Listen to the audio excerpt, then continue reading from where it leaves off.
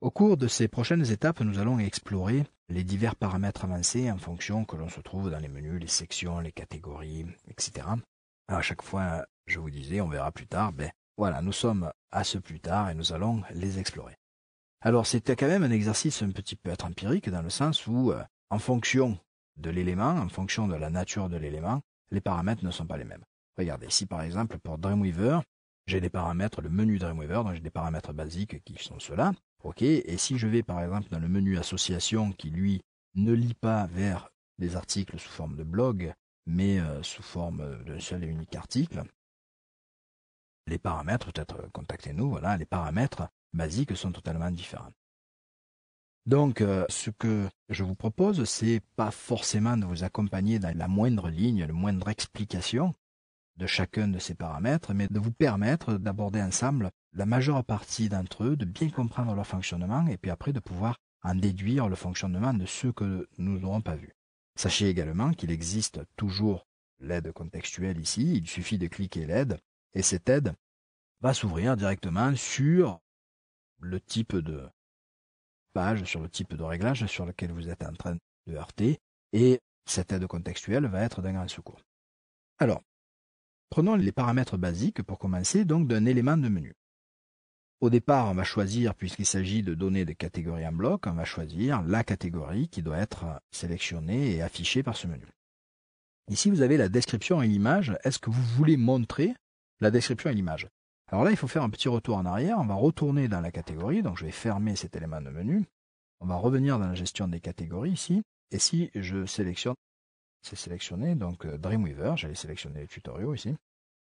Voilà. Vous voyez que dans Dreamweaver, chaque fois qu'on avait décrit une section, une catégorie, etc., on a la possibilité de mettre une description. Ici, un texte de description. Vous vous rappelez, au début, on faisait cela, on remplissait ce texte. Et ici, on a la possibilité de sélectionner une image. Alors, cette image doit se situer dans un endroit bien particulier. Elle doit se situer dans le dossier Image Stories. Voilà, donc si vous placez votre image dans le dossier Image Stories, elle va apparaître dans ce menu déroulant et vous pourrez la sélectionner. Et donc, cette image serait une image d'illustration de la catégorie. Alors, on reviendra bien en détail au moment des paramètres avancés des catégories. On reviendra un peu là-dessus. Pour l'instant, on ne va pas utiliser d'illustration ni de description. On les verra juste après avec un autre exemple qui est similaire. Donc, je vous propose que l'on retourne dans notre menu. Donc, tutoriaux ici. Voilà. Et avant tout, l'important, c'est de voir que les paramètres avancés peuvent être imbriqués les uns dans les autres. Donc, des fois, vous pouvez vous heurter à un non-fonctionnement de quelque chose. Sachez que peut-être la solution se trouve dans un autre élément. Alors, ici, par exemple, on va piloter l'affichage ou non de ces images qui se trouvent dans une autre description de paramètres avancés. Cette partie-là est un peu abrupte au départ, et puis, en fait, c'est très simple à comprendre, et c'est très puissant, en fait. Le mieux, c'est de le voir par l'exemple. On va l'illustrer. Donc, ici, pour l'instant, si je regarde, je suis dans le menu Dreamweaver. Si je viens cliquer sur Dreamweaver ici, je me retrouve avec 1, 2, 3, 4 articles. Voilà, donc j'ai 4 articles Dreamweaver qui sont affichés ici, les uns en dessous des autres. Le principal, c'est la partie haute. D'accord ? Le principal serait cet article-là. Donc cet article-là sera toujours placé ici en haut. Et j'en veux un. OK. Maintenant, est-ce que je veux un texte d'introduction? Les paragraphes d'introduction sont les paragraphes du milieu. Ici, là, ceux qui suivent. Combien j'en veux? Là, j'en veux 10. Donc, je vais en avoir 10 qui se suivent. Et je les répartis sur combien de colonnes? Sur une colonne. Regardez, ici, je pourrais dire, non, je les répartis sur 2 colonnes. Et donc, je vais appliquer. Et vous allez voir que tous ceux qui suivent maintenant se répartissent sur 2 colonnes.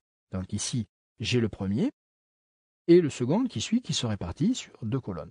Alors, la deuxième colonne n'est pas affectée ici, tout simplement parce que, ici, je lui dis, tu m'en mets 10. Donc, il a descendu 10 articles avant de revenir sur la deuxième colonne.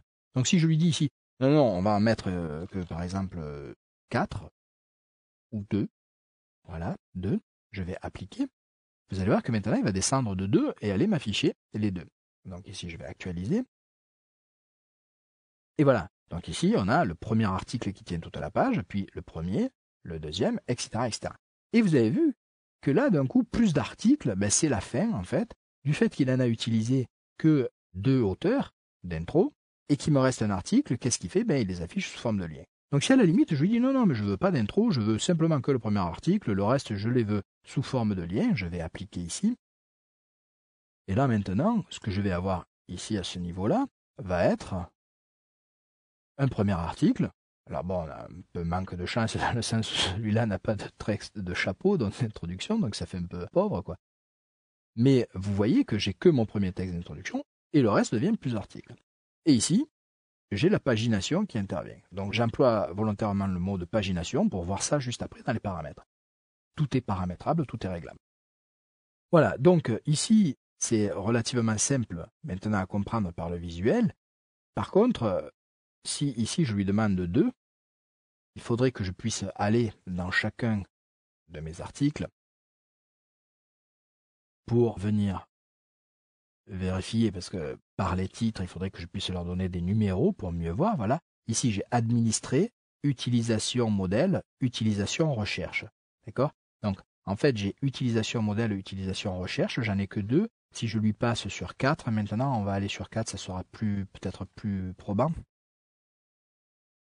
Voilà, ici on va rentrer sur 4.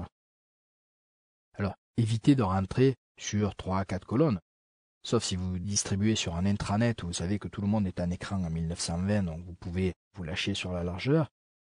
2 colonnes, déjà, c'est relativement étroit, surtout si vous avez des chapeaux qui peuvent être importants. Ça va donner quelque chose de presque illisible. Voilà, donc ici on a bien utilisation des modèles et rechercher remplacer. Donc vous voyez, modèle, rechercher remplacer. Si je reviens dans les paramètres, ici, on va passer maintenant dans la partie paramètres avancés. Vous voyez, vous avez tri selon plusieurs colonnes.